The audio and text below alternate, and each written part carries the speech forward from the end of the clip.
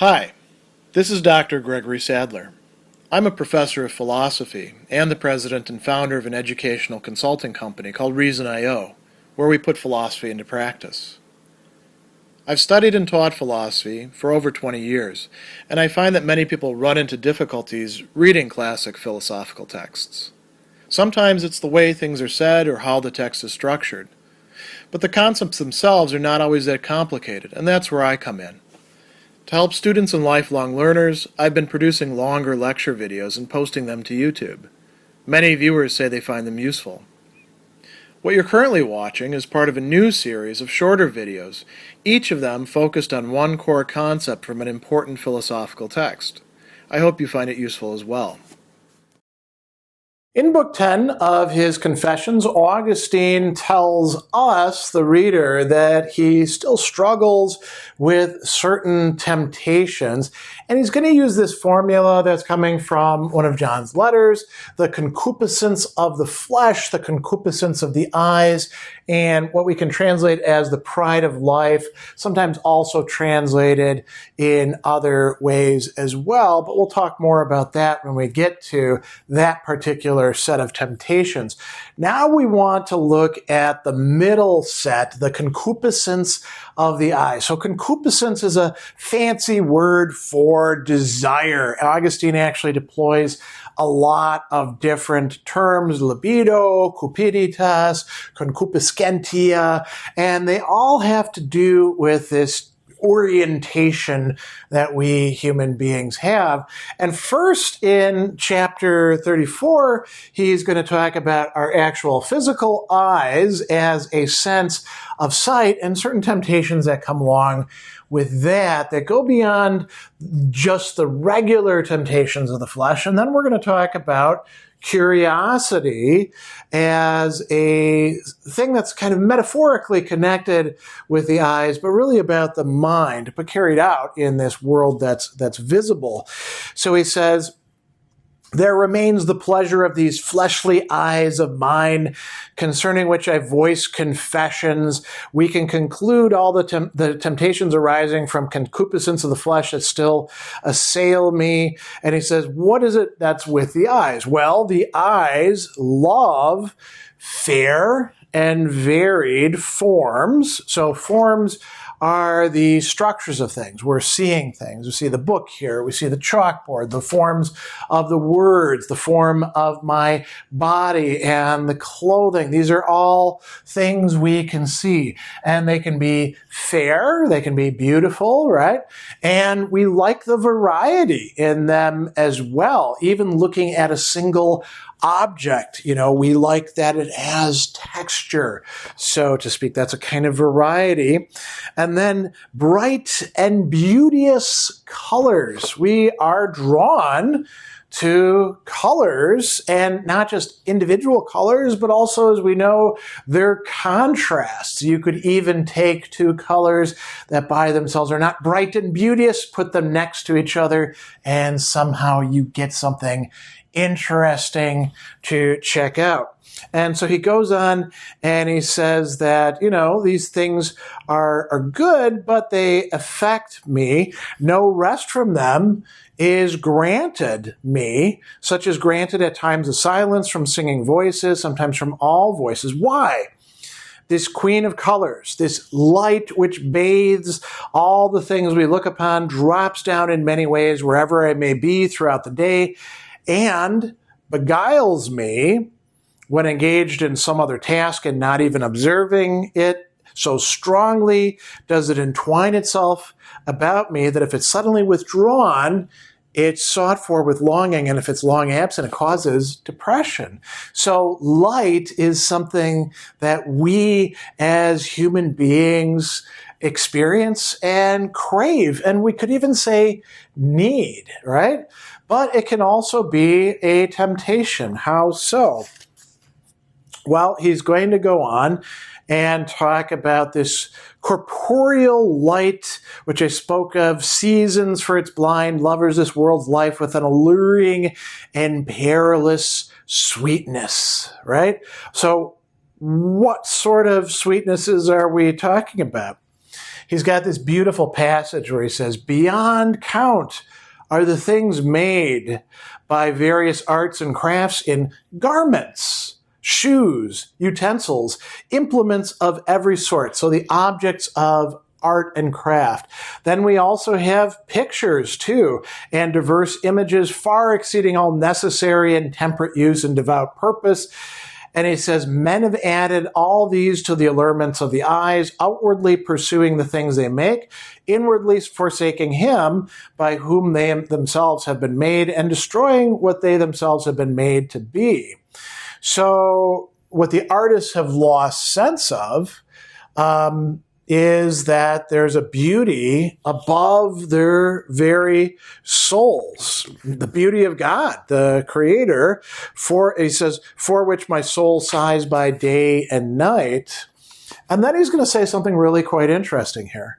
The makers, the people who are producing, and the pursuers, the consumers, we could say, of external beauties, things that we can see with our eyes, derive therefrom a norm modum of judging, approbandi, literally to approve of, to say yes to, but not a norm of use, utendi. And this is an important word for Augustine. We need to use things properly. So he's not saying, cut out your eyes, don't look at anything, it's all bad.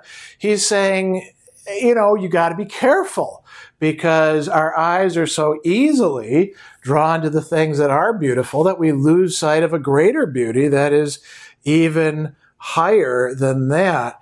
So he says, the norm is present there, though they don't see it, so that they don't wander further away, but keep their strength in you and don't scatter it on delights that weary. Right? And then we move on to a more metaphorical way of thinking about the eyes, the concupiscence of the eyes. He says, to this is joined another form of temptation, perilous in many ways. So in addition to all of this delighting in the senses, there's also what he calls a certain vain and curious desire, vana et curiosa cupiditas.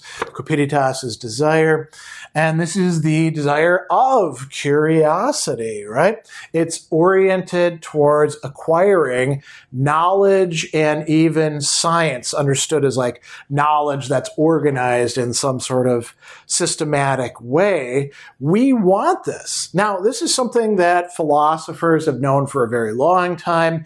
Aristotle in the Metaphysics in Book 1 says all human beings by nature desire to know, to understand things. This is an orientation for us. And so he says that the goal is not to take pleasure in the flesh, but to acquire new experiences through the flesh, through looking at things. Or it could be other senses as well. So he says, since this is rooted in the appetite for knowledge, and since the eyes are the princely sense, we call this the concupiscence of the eyes.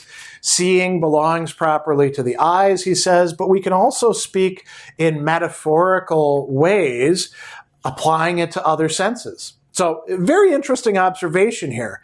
We don't say, listen how it sparkles. We say, see how it sparkles, or smell how red it glows, or taste how it shines, or feel how it gleams.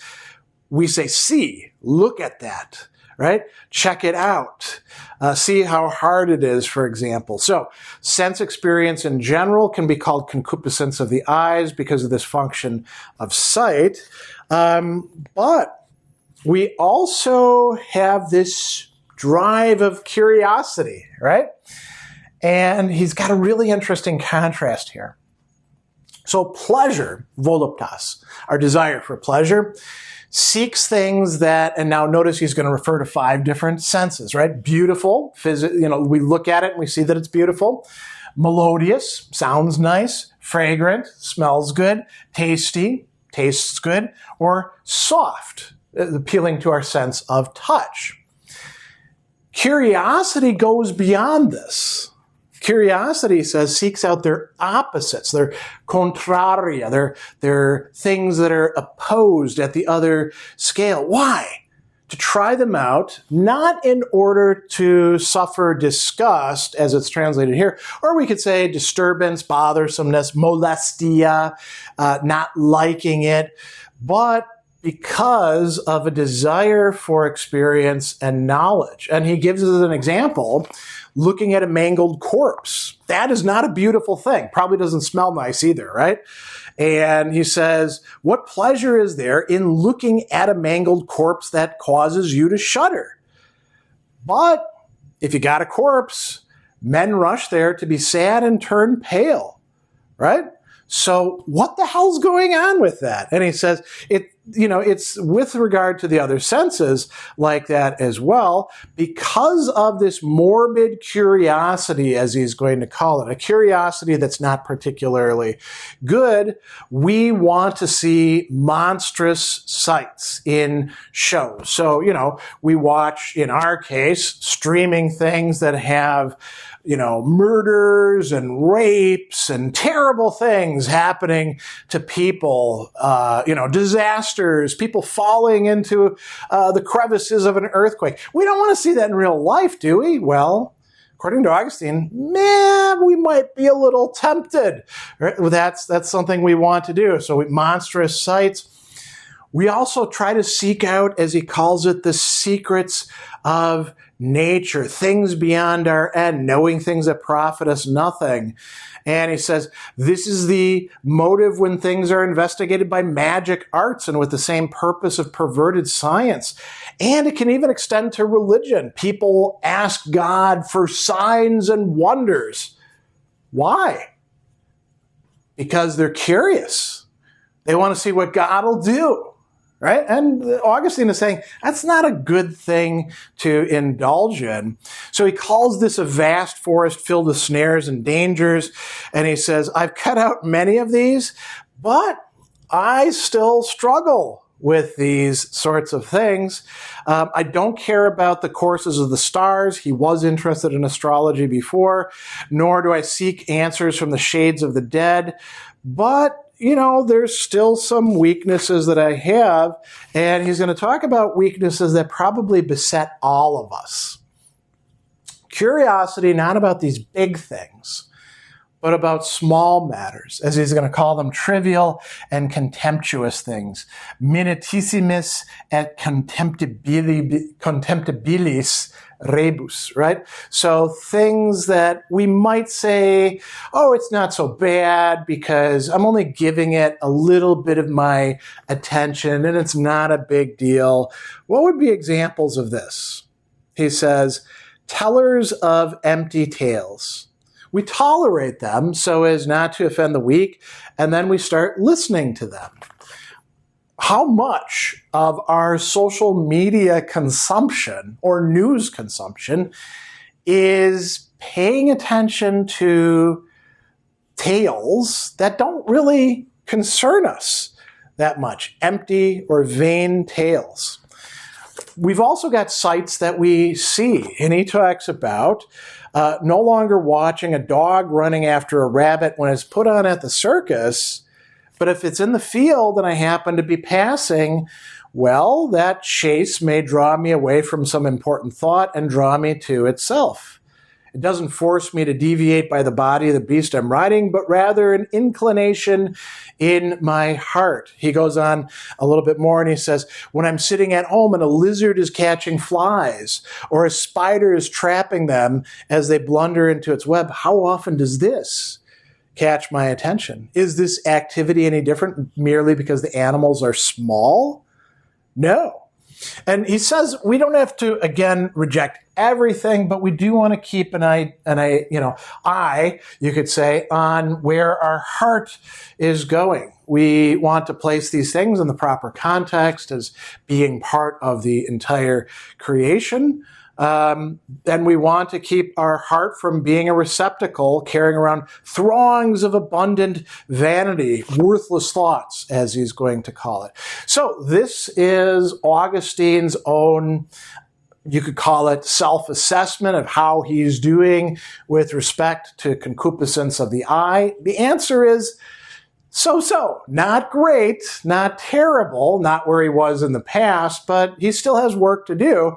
And he's giving us some sense, if we embrace this idea, about what we might ourselves need to focus on to avoid these particular temptations of the eyes.